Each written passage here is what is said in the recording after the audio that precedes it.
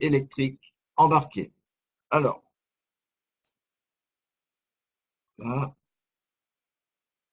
Donc, déjà, quelques petites choses en quoi concerne ce webinaire, sur quoi ça touche. Eh bien, quand on parle de véhicules, engins à motorisation thermique, électrique ou hybride ayant une source d'énergie électrique embarquée, on va parler dans le langage courant de la norme, mais aussi dans le langage courant que vous êtes peut-être déjà amené à utiliser, de VEEE. Alors, qu'est-ce que c'est qu'un VEEE? Eh bien, c'est tous les véhicules thermiques, que ce soit un poids lourd, que ce soit une voiture. Sur une voiture, sur un poids lourd, vous avez une batterie qui est une source d'énergie électrique.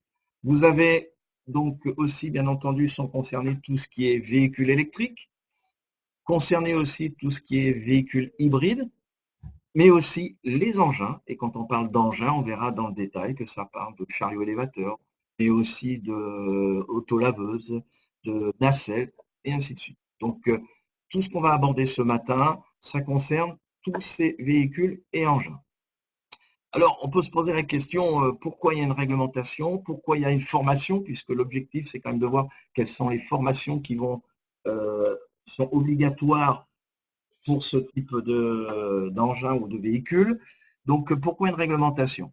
Eh bien, écoutez, ce qu'on va faire pour ça, on va commencer par faire un petit sondage pour voir un petit peu quelles sont vos connaissances sur le domaine. Alors, ce sondage a deux questions, donc je vais le lancer. Donc, normalement, vous avez à votre écran, vous devez voir apparaître des questions. Il y a deux questions. Donc, si vous pouvez répondre à ces questions, donc vous devez avoir en principe la main sur le questionnaire. Alors, est-ce que vous voyez le questionnaire apparaître à votre écran? Pour cela, si vous ne voyez pas le questionnaire, est-ce que vous pouvez me dire si vous voyez le questionnaire, parce que je ne vois pas si les résultats arrivent? Voilà, c'est bon. Il y a une personne qui a répondu, deux personnes, trois personnes. Je vous laisse encore un peu de temps. Allez-y, continuez à répondre. Voilà, donc j'ai les réponses sur la question 1. J'ai aussi les réponses sur la question 2. Voilà, ça varie, on va attendre un petit peu. Bien, eh bien, je pense qu'on a fait le tour. Voilà. Alors, vous aviez une première question qui était, d'après vous, une batterie de voiture présente un risque d'électrocution, un risque d'électrisation, un risque de court-circuit, ou peut-être que vous ne saviez pas et vous aviez tout à fait le droit de dire que vous ne saviez pas. Eh bien, on va découvrir qu'une batterie présente un risque, notamment, le risque le plus important sur une batterie, c'est le court-circuit. Et après, suivant le niveau de tension de la batterie, on va voir qu'il peut y avoir un risque, en effet, d'électrisation. La deuxième question, qui concerne ce que vous pouvez faire chez vous tous les jours, quand vous débranchez une batterie de voiture, vous commencez par déconnecter le plus ou déconnecter le moins. Là, vous avez bien répondu pour la plupart d'entre vous, puisque en effet, il faut commencer par déconnecter le moins pour un problème de sécurité. Donc, pour compléter ce petit sondage, par rapport notamment à la batterie, qui est l'élément qu'on retrouve sur notre véhicule, je vais vous présenter une petite vidéo qui montre un exemple. Voilà, on revient à l'affichage du. Là, on fait le petit sondage. Et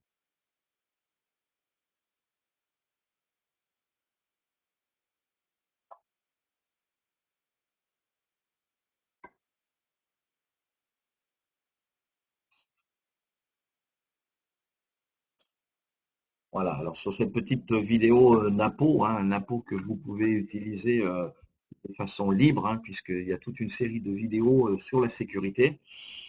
Donc, dans cette vidéo, Napo, il va pour débrancher la batterie, chose que vous avez peut-être déjà fait chez vous, et il prend un outil métallique et il se branche sur la borne plus. Le plus est très proche de la carrosserie et vous avez vu quand la clé va toucher la carrosserie, eh bien, il y a un court-circuit. Le court-circuit, un arc électrique, l'outil va se mettre à chauffer et donc notre napeau, ben, il se retrouve brûlé et il se retrouve avec des réactions incontrôlées. Donc en effet, quand on débranche une batterie de véhicule, il faut toujours commencer par déconnecter le moins puisque pour la majorité des véhicules, en tout cas pour la batterie de service, cette borne est raccordée à la masse du véhicule, au châssis. Donc par rapport à tout ça, donc on va essayer de voir justement pourquoi il peut y avoir des risques sur les véhicules. Et pour bien recentrer par rapport à la norme, j'ai déjà donné quelques informations, hein, mais on va voir quelques petites notions, hein. Le but, ce n'est pas un cours d'électricité, c'est le but, c'est que vous puissiez choisir votre formation. Donc, quelques petites notions sur ces véhicules et engins à énergie électrique. Alors, si on prend une voiture électrique,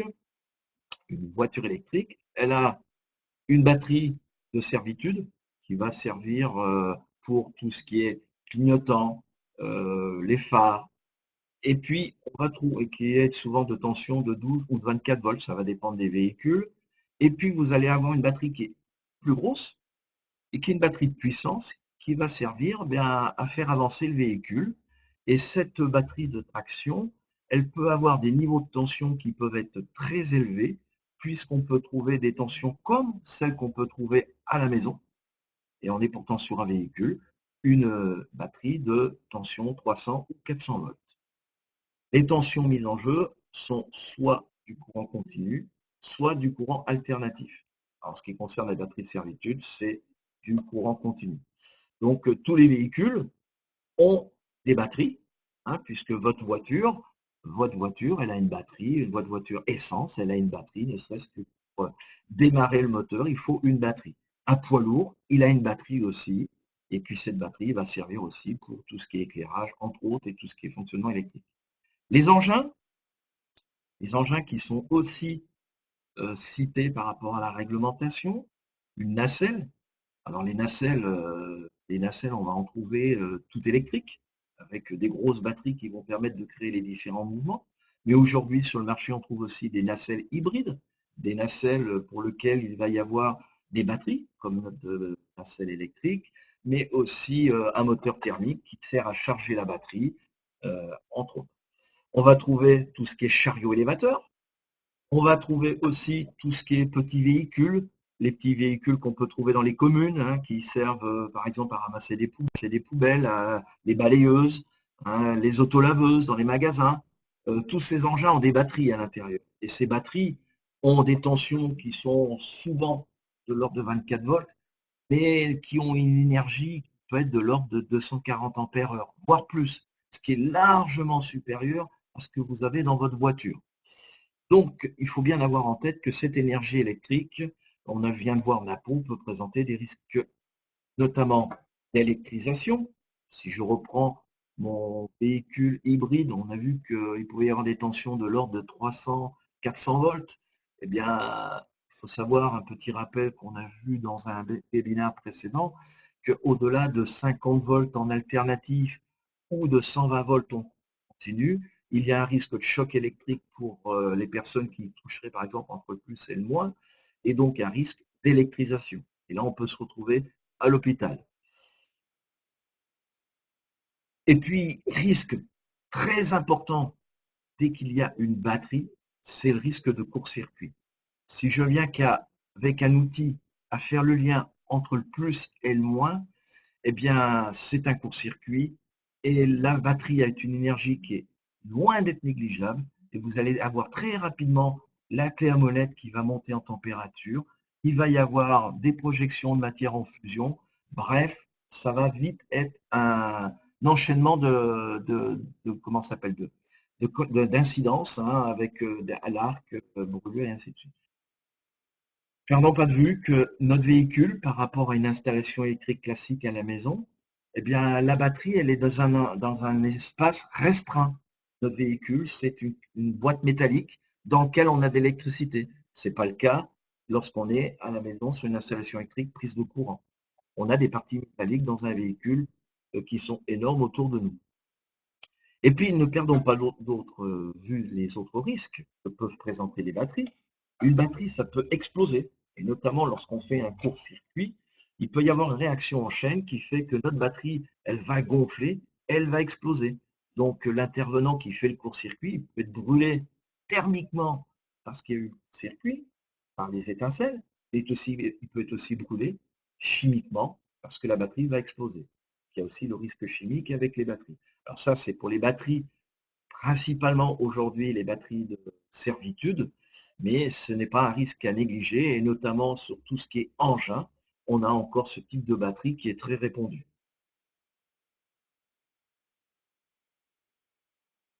Alors,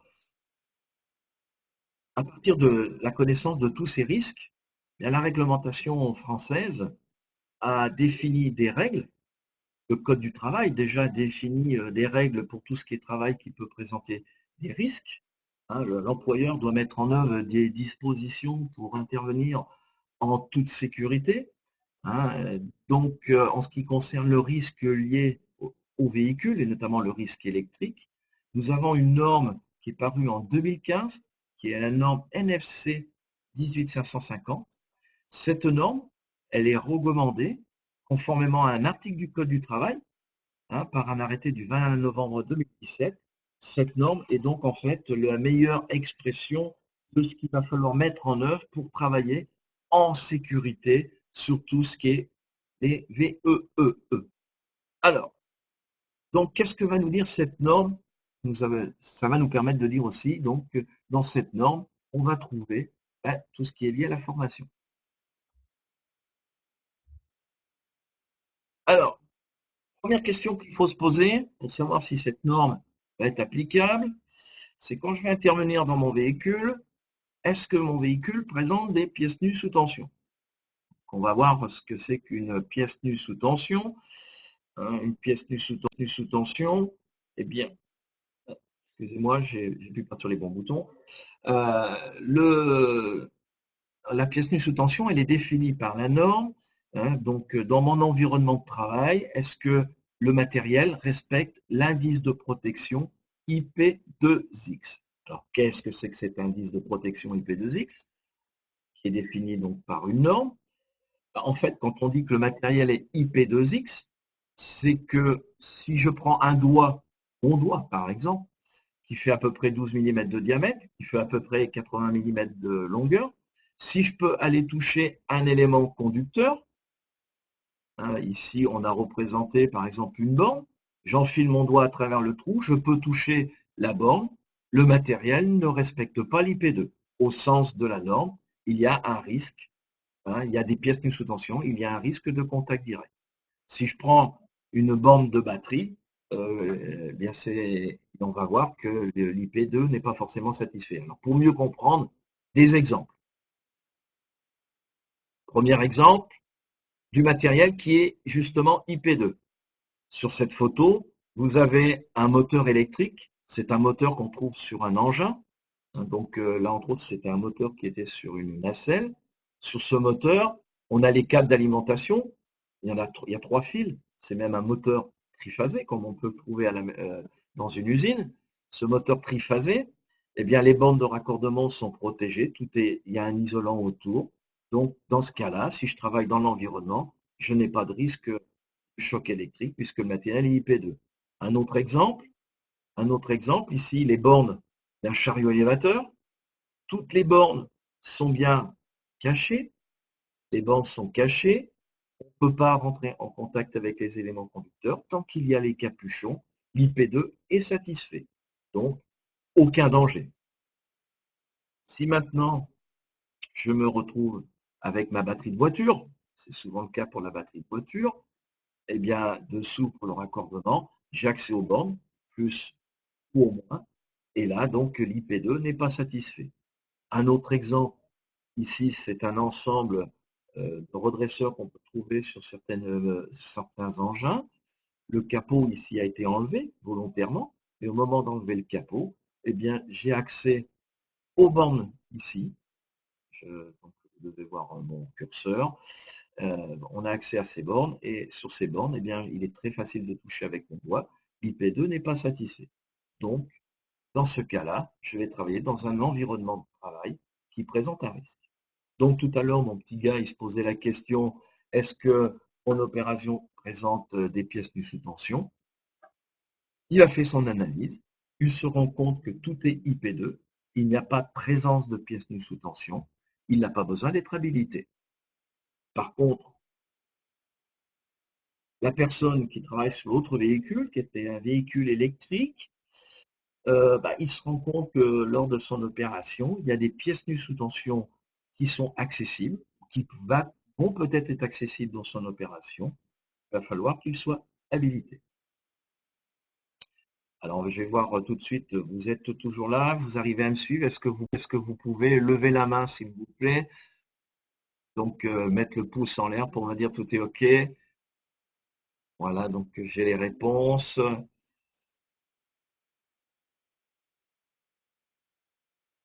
OK, bah écoutez, je vous remercie. Si vous pouvez effacer le doigt ou la main, ça ira très bien. Merci bien à tous. Je continue.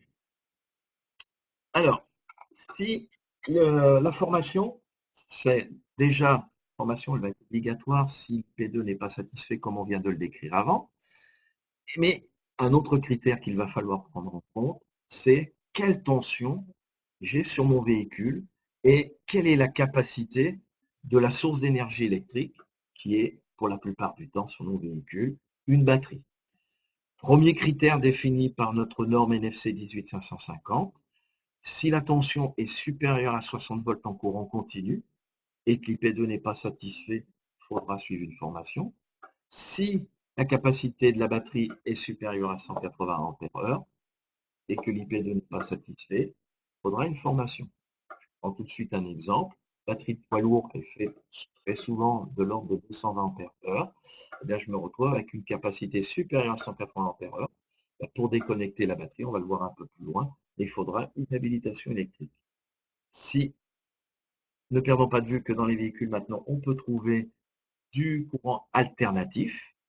Donc, dès que la tension est supérieure à 25 volts, que je peux accéder aux éléments, aux pièces nues sous tension, c'est-à-dire qui ne sont pas IP2 comme on vient de le voir, eh bien, il faudra donc que le personnel soit formé et habilité.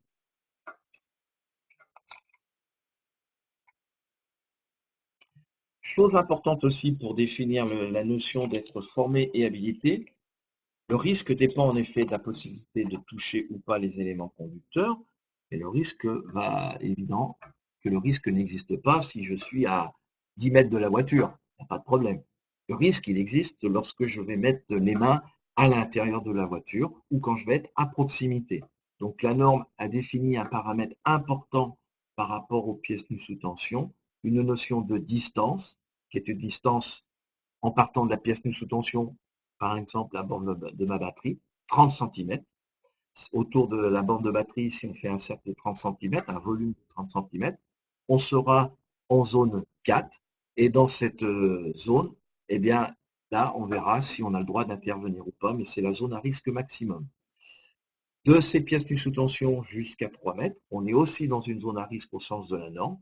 Et dans cette zone-là, on va voir après s'il y a besoin ou pas d'être habilité. Alors, cette zone, elle peut être réduite si on met en place un balisage. Le balisage est devant être posé au minimum à 1 mètre des pièces nues sous tension. Alors, ce qu'on va voir maintenant, justement, par rapport pour définir le besoin de formation, ce qu'on va voir, c'est que la norme, elle est pas mal structurée, cette norme. Cette norme, elle nous liste toute une série de tâches qui peuvent être réalisées sur un véhicule et qui nous dit, ben voilà, j'ai besoin ou j'ai pas besoin d'une habilitation. Alors, qu'est-ce qu'on peut faire sur un véhicule? Ben, on peut déjà faire des opérations de type d'ordre non électrique. Alors, c'est quoi une opération d'ordre non électrique? Ben, un exemple, ça peut être un carrossier. Le gars qui va faire la peinture sur le véhicule, ça, c'est une opération d'ordre non électrique. La personne qui va faire le nettoyage du véhicule, passer l'aspirateur dans le véhicule, c'est une opération d'ordre non électrique. Donc, si j'ai pas de pièce nue sous tension accessible, que je n'ai pas besoin comment ça s'appelle,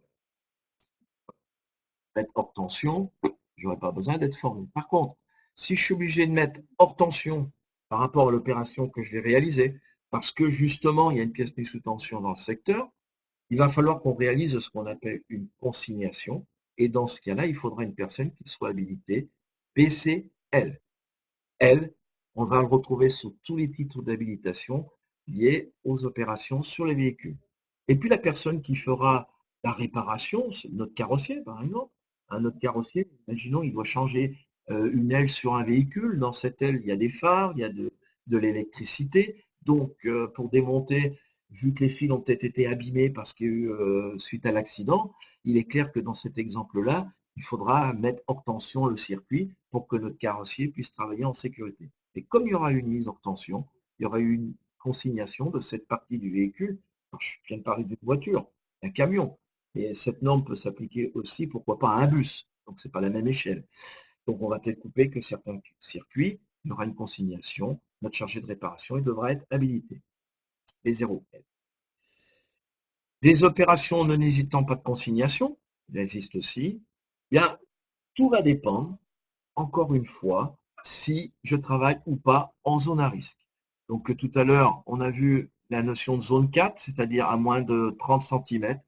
Eh bien, une opération à moins de 30 centimètres, elle est interdite. Par contre, si je travaille à plus de 30 centimètres, il suffira pour faire l'opération qui n'a rien à voir avec l'électricité de notre carrossier, qu'il soit simplement habilité B0L chargé de réparation, voire exécutant B0L exécutant. S'il n'y a pas de pièce nue sous tension, chose importante, la personne, c'est une personne citée dans la norme qui s'appelle ordinaire, c'est le mécanicien classique. Il est simplement averti, on va dire, qu'il peut y avoir des risques électriques, ça fait partie de son métier. Et surtout, il devra être averti dès qu'il va travailler à proximité des canalisations électriques isolées, c'est-à-dire tout ce qui est câble. Et quand on prend un véhicule électrique, même d'autres véhicules, les câbles sont plus ou moins section et donc les énergies qui passent à l'intérieur sont plus ou moins importantes. Et donc, c'est important que la personne soit avertie des risques. Je blesse le câble, j'établis le lien par rapport au châssis du véhicule. Encore une fois, on va avoir le risque court-circuit. Autre opération qu'on peut faire sur un véhicule, c'est tout ce qui est des opérations d'ordre électrique.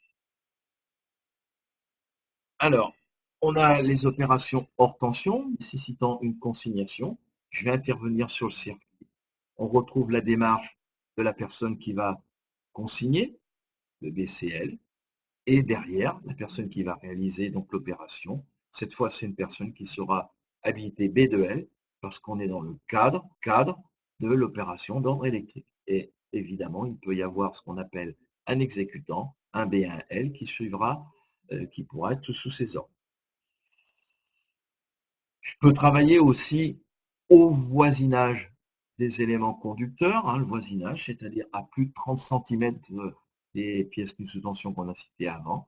Dans ce cas-là, on va trouver soit l'habilitation B2L si je travaille à plus de 30 centimètres, que je vais faire des travaux d'ordre électrique, je ne sais pas, par exemple des mesures, ça peut rentrer dans ce cadre-là, exécutant B1L.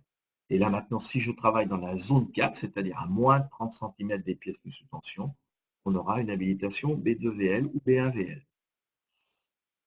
Et puis, il y a un dernier cas qui est important à retrouver sur le véhicule, c'est les travaux qu'on appelle sous tension. Là, travailler sous tension, ça veut dire qu'on va être carrément au contact de l'élément conducteur.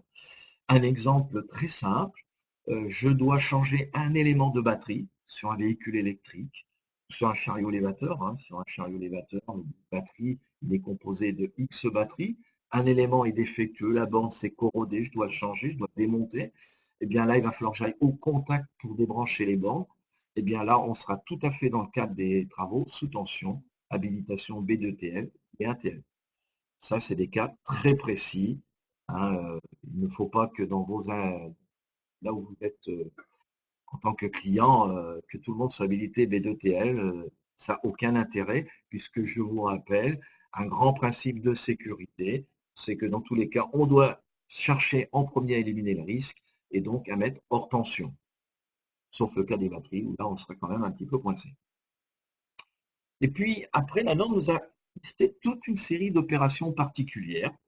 Il y a tout ce qui concerne les essais, les mesurages, les manœuvres de composants et ainsi de suite. En fait, c'est tous les travaux qui peuvent être réalisés dans tout ce qui est, on va dire, fabrication de véhicules, bureau d'études, essais. Hein, donc là, une habilitation particulière existe, c'est ce qu'on appelle le BEL essai. Je dois modifier un véhicule, je dois faire des essais, hein, je sais pas, je rajoute un nouveau composant sur un véhicule pour qu'il soit, pour l'améliorer, hein. J'ai un véhicule existant, je rajoute des nouveaux composants à l'intérieur de ce véhicule. Je suis un bureau d'études, je vais être amené à faire des essais. Ce sera des habilitations de type BRL. Donc toujours avec cette notion, je me retrouve à moins de 30 cm d'éléments conducteurs, j'ai risque, donc j'ai besoin d'une habilitation. Et toujours, comme on le voit ici, avec la chaîne, je travaille à plusieurs, eh bien je peux avoir sous ma responsabilité des exécutants.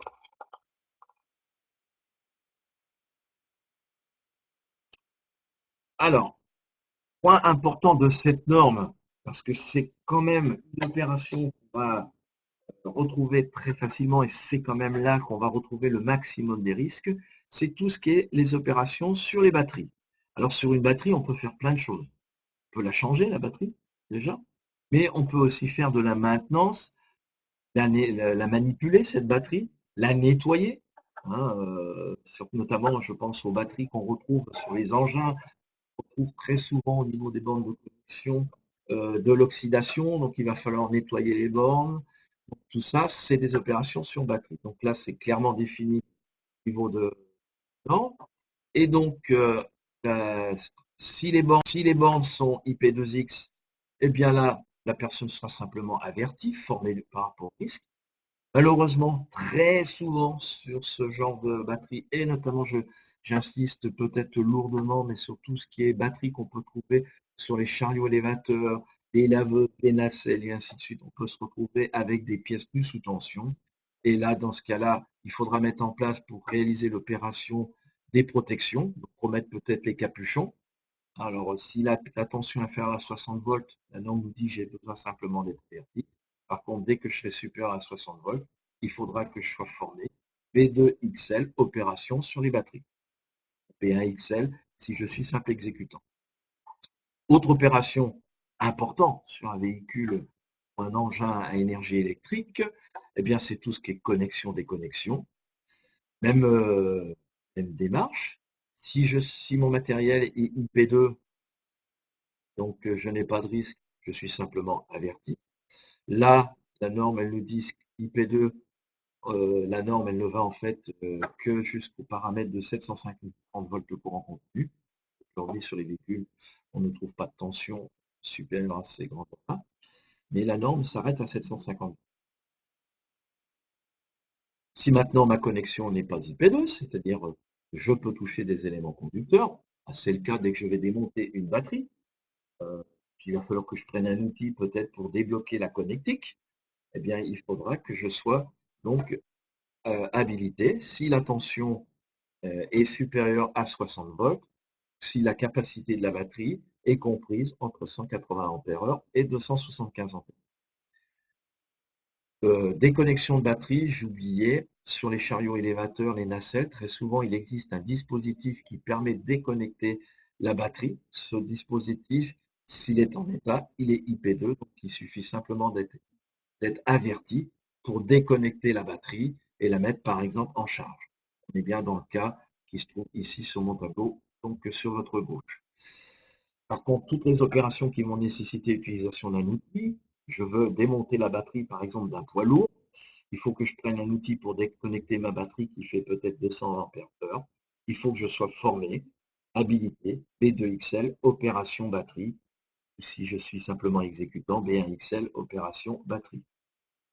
Et puis, ben, si on dépasse les critères que sont les 60 volts ou les 275 ampères-heure, là, il faudra une habilitation spécifique P2TL, c'est-à-dire travaux sous tension. Donc là, ça va concerner, on se retrouve très souvent dans ce cas, supérieur à 275 ampères-heure. Et dès qu'on va intervenir sur les ensembles de batteries des engins, il suffit pour changer un élément, ben, on se retrouve avec un élément qui fait peut-être plus de 275 ampères-heure au milieu d'autres éléments. Là, c'est une opération travaux sous tension. Et après, la norme nous parle d'autres opérations, tout ce qui est opérations sur les équipements. Alors, il y a les opérations dans la logique, ben, elle reprend toujours. Donc, si la connectique est IP2, j'ai besoin simplement d'être averti. Si maintenant la connectique n'est pas IP2, mais que la tension est supérieure à 60 volts, bah oui, on a vu tout à l'heure que c'était le critère qui définissait le risque électrique. Eh bien, j'ai besoin d'une habilitation de type, suivant l'environnement, on va voir dans le détail pourquoi, de type chargé de travaux, soit avec le V pour le voisinage, soit si je fais plus de 30 sans le V, ou alors travaux sous tension. Alors la norme, elle est rentrée un petit peu dans le détail et elle s'est posé la question, elle s'est dit, ben, si je travaille sur un circuit qui n'est pas protégé, par exemple, j'ai un circuit où il y a donc entre la batterie et le récepteur aucune protection, par exemple des fusibles ou un système électronique, zéro protection. Ça veut dire que la personne qui va travailler sur cet élément, à tout moment, elle peut avoir un risque. Donc, dans tous les cas, il faudra qu'elle soit habilitée. Et on va voir que si on se retrouve dans le cas de circuit protégé, deux cas. Si j'ai un fusible, si j'ai des protections avec des fusibles, la norme parle bien de fusibles, supérieur à 50 ampères, il faudra que je sois habilité. Si maintenant le fusible est inférieur à 50 ampères, il faudra que je sois averti. Et dès que la tension sera inférieure à 60 volts ou inférieure à 180 ampères-heure, l'exemple des voitures, on va dire des voitures essence ou diesel, on se retrouve très souvent dans ce cas-là, donc on se retrouve en personne avertie. Autre point important de la réglementation, elle va nous citer tous les métiers un peu particuliers. Donc, elle nous parle des experts auto qui doivent être formés, formés au risque électrique.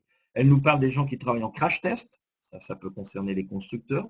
Les gens qui qui font du contrôle technique, bah, ce qui paraît logique, puisque aujourd'hui, le contrôle technique ne va pas toucher que les voitures essence et diesel, mais aussi les véhicules électriques.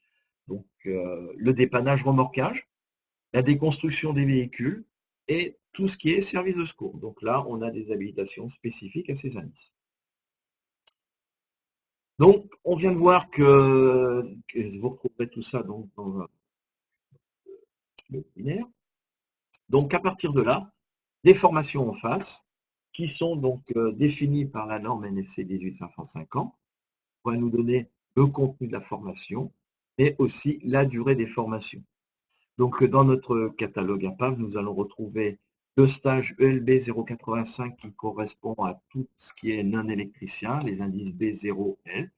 C'est une formation qui dure une journée, dans laquelle il y a la partie théorique, mais aussi une partie pratique. J'y reviendrai juste après.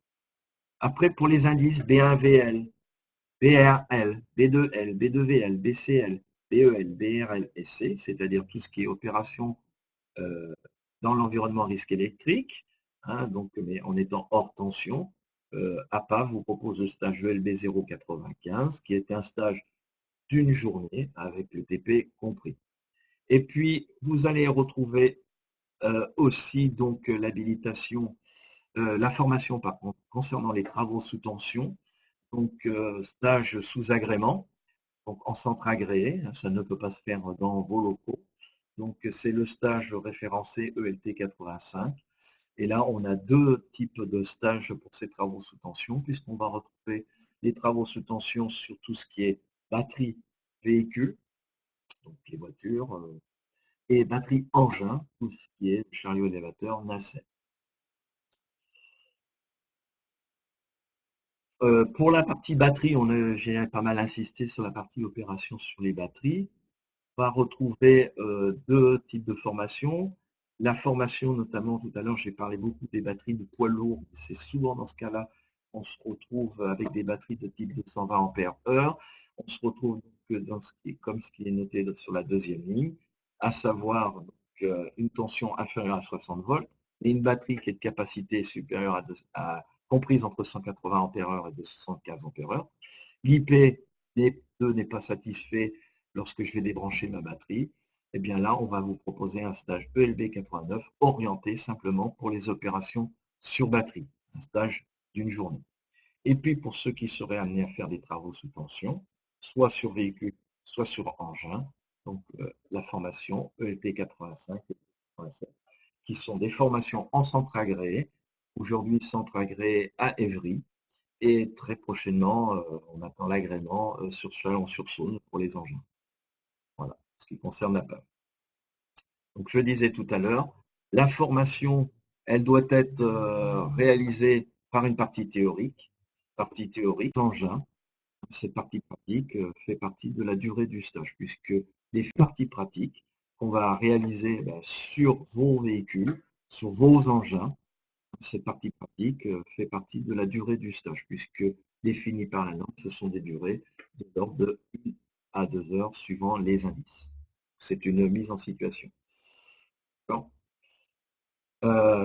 Donc, à l'issue de la formation, comme pour toutes les formations habilitation électrique, sera délivré un avis, et cet avis vous permettra, en tant qu'employeur, de délivrer pas l'habilitation électrique de votre personnel.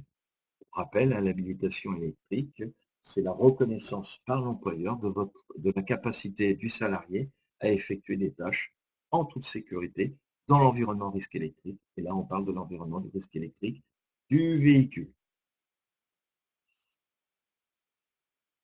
Notre norme NFC 18550 parle aussi de la gestion de ces habilitations électriques. Une fois votre personnel formé, il sera habilité, vous allez l'habiliter, et il faudra aussi que ce personnel suive les habilitations électriques. Donc, dans la norme, il est ici, vous devez vous assurer, une fois par an, à minima, que la personne pratique toujours et qu'elle maîtrise toujours le risque électrique dans son environnement de travail. La norme recommande une formation recyclage tous les 3 ans. Ce n'est qu'une recommandation, mais le point important, c'est le suivi d'habilitation. Voilà, je vous ai présenté, donc j'ai mis un peu moins d'1 heure, je vous ai présenté donc tout ce qu'on pouvait dire sur cette norme NFC 18550 et les formations que l'on pouvait y associer. Je n'ai pas vu de questions sur le chat, peut-être que c'était très clair. Je vais vous laisser là. N'hésitez pas, nous laissons ouvrir encore l'activité pour que vous puissiez nous poser vos questions par chat. Bien, une question vient d'arriver, donc je vais pouvoir répondre, hein, puisque nous avons. Alors, la question est la suivante. Nous avons une activité de démontage de véhicules. Nous scannons les batteries de véhicules électriques avec capot ouvert. Faut-il les habiliter TST? Donc, je suppose qu'il s'agit du personnel qui va. Alors, nous avons une activité de démontage. Donc, tout va dépendre déjà des caractéristiques des batteries. Suivant le type de batterie, il n'y aura pas besoin du TST. Par contre, s'il s'agit de batteries de véhicules électriques, on risque de se retrouver au moment du démontage avec des pièces nues sous tension, comme on l'a défini tout à l'heure, c'est-à-dire avec P2 non respecté. Et donc, au moment de la connexion, je ne sais pas comment se déroule le côté scanner, mais s'il n'y a pas de pièce nue sous tension, en tout cas pas besoin d'habilitation. Si maintenant je me retrouve avec les critères supérieurs à 60 volts et supérieurs à 275 ampères-heure, il faudra être habilité TST. La question mériterait d'être précisée. N'hésitez pas à nous préciser. On vous fera de toute façon une réponse. La batterie est retirée du véhicule avant le scan. Toujours pareil, hein, le problème, c'est le type de batterie dont on parle. Donc, on vous fera une réponse éventuellement plus précise à votre comment ça s'appelle, chat. Est-ce qu'il y a d'autres questions sur le chat? Je n'en vois pas. Vous pouvez en profiter, hein, sinon nous allons. Ah, voilà. Donc, je suis habilité. Ah, c'est une très bonne question. Je suis habilité BC, B2V et CBR en TVT et basse tension. Donc, ça, ce sont les habilitations suivant la norme NFC 18510 qui concerne les installations. Cette norme ne s'applique qu'aux installations. Aujourd'hui, pour tout ce qui est chariot, eh bien, c'est la NFC 18550 qui s'applique. Ce n'est pas le même référentiel. Donc, en effet, il vous faudrait une habilitation L.